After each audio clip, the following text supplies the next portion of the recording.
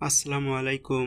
আজকের ভিডিওতে আমরা অনার্স তৃতীয় বর্ষের বাংলা বিভাগের অন্তর্ভুক্ত ফোকলোর কোর্সে থেকে একটি প্রশ্ন আলোচনা করব।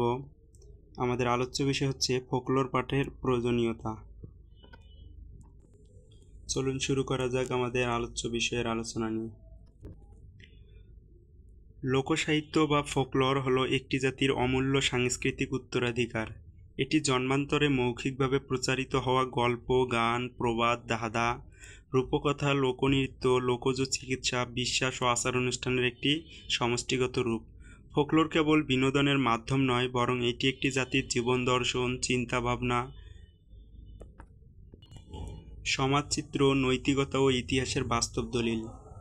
রুশ ফোকলোরিস্ট ওয়াই.এম. সোকোলভ বলেছেন, folklore is an echo of the past and at the same time it is the vigorous voice of the present. Doctor Mazharul Islam বলেছেন, folklore is the backbone of culture. অর্থাৎ লোকসাহিত্যের আলোচনা ব্যাপক ও বিস্তৃত আর বিভিন্ন শাখায় রয়েছে, যেমন লোকগান, ভাটিয়ালি, বাউল, পালাগান, জারিগান ইত্যাদি। লোককাহিনী ও রূপকথা, রাজপুত্র, রাজকন্যা, দৈত্য দানবের গল্প ইত্যাদি। প্রবাদ, প্রবচন ও ধাঁধা, সাধারণ জীবনের অভিজ্ঞতাজনিত শিক্ষা।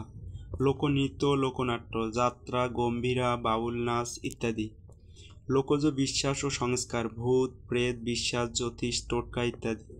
লোকচিকিৎসা ও গার্হস্থ্য উপদেশ, গাছগাছড়ার গুণাগুণ সংক্রান্ত ধারা। এই উপাদানগুলো একটি জাতির ভাষা, আবেগ, বিশ্বাস ও মনন চর্চার বহিঃপ্রকাশ হিসেবে কাজ করে। ফোকলোর পঠন পাঠনের আবশ্যকতাসমূহ: ১. আত্মপরিচয় ও জাতিসত্তা বিকাশে সহায়ক। একটি জাতি তার ইতিহাস ও শেকড়কে যত ভালোভাবে জানবে, ততই তার আত্মপরিচয় স্পষ্ট ও দৃঢ় হবে। লোকসাহিত্য সেই আত্মপরিচয়ের আখ্যান বহন করে। এতে রয়েছে আদি মানব জীবনের সংগ্রাম, হাসি কান্না, প্রেম ভালোবাসা, সংগ্রামী চেতনা, যা পাঠকের মধ্যে জাতীয় চেতনার বীজ বপন করে। নিজেকে জানতে হলে নিজের গল্প জানতে হবে, এটাই ফোকলোর পাঠ। ২ নম্বরে লোকজ জ্ঞান ও বাস্তব জীবনের অভিজ্ঞতা অর্জন। লোকসাহিত্য বা ফোকলোরে রয়েছে আবহাওয়া পূর্বাভাস, ঋতুবৈচিত্র্য উপলব্ধি, রোগ নিরাময়ের লোকজ উপায়, কৃষিকাজের পদ্ধতি, গৃহস্থলীর ব্যবহারিক জ্ঞান ইত্যাদি। যেমন সাপ কামড়ের পর কী করণীয়, কোন ঋতুতে কী চাষ ভালো হয়, কোন গাছের পাতা কোন অসুখে উপকারী ইত্যাদি। ভাষা ও সাহিত্য বিকাশে অবদান। লোকসাহিত্যে ব্যবহৃত ভাষা সাধারণ মানুষের, তাই তা সহজবোধ্য এবং জীবন্ত। সাহিত্যিকরা ফোকলোর থেকে শব্দ, উপমা, ছন্দ, রচনারীতি ইত্যাদি গ্রহণ করে থাকেন। যেমন প্রবাদ প্রবচনের রচনাশৈলীর সংক্ষিপ্ততা ও তাৎপর্য, ধাঁধায় উপমার দক্ষতা, লোকগানে হৃদয়ের গভীরতম অনুভূতির প্রকাশ, সাহিত্য রুচি ও ভাষা চর্চায় এটি ব্যাপকভাবে সহায়ক। ৪ নম্বরে পড়ব নৈতিক শিক্ষা এবং মানবিক মূল্যবোধের চর্চা।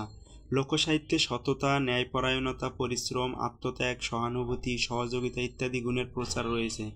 রূপকথার গল্পে যেমন ভালো চরিত্র পুরস্কৃত হয় আর খারাপ চরিত্র শাস্তি পায়, তেমনি প্রবাদ প্রবচনের মাধ্যমে দৈনন্দিন জীবনের উপদেশমূলক কথা শেখানো হয়। উদাহরণ: অতিরিক্ত লোভে তাঁতি নষ্ট। এ প্রবাদ জীবনের সীমাবদ্ধতা মেনে চলার শিক্ষা দেয়। গবেষণার উপযোগী উপাদান। লোকসাহিত্য বা ফোকলোর বিশ্লেষণ করে সমাজতাত্ত্বিক, নৃবৈজ্ঞানিক, ভাষাতাত্ত্বিক এবং ইতিহাসভিত্তিক গবেষণা করা যায়। লোকগল্প ও সংস্কার বিশ্লেষণ করে সমাজের লিঙ্গ বৈষম্য বা জেন্ডার ডিসক্রিমিনেশন, শ্রেণী বিভাজন, ধর্মীয় বিশ্বাস, সমাজের পরিবর্তন প্রভৃতি বিষয়ে ধারণা পাওয়া যায়। ৬ নম্বর আছে জাতীয় ঐক্য, সাংস্কৃতিক সংহতির উদ্দেশ্য। বাংলাদেশ একটি বহু জাতিগোষ্ঠী ও বহু অঞ্চলের দেশ। ভিন্ন ভিন্ন এলাকায় ফোকলোর পাঠ আমাদের বুঝতে সাহায্য করে। যদিও আচার আচরণের ভিন্নতা রয়েছে, তবুও সংস্কৃতিগত দৃষ্টিভঙ্গিতে আমাদের অনেক মিল রয়েছে। এই মিল ভিন্নতার সম্মিলিত চর্চায় জাতীয় ঐক্য গঠনে ভূমিকা রাখে। ৭ নম্বর আছে আধুনিক সাহিত্যে প্রভাব ও সৃজনশীল চর্চা।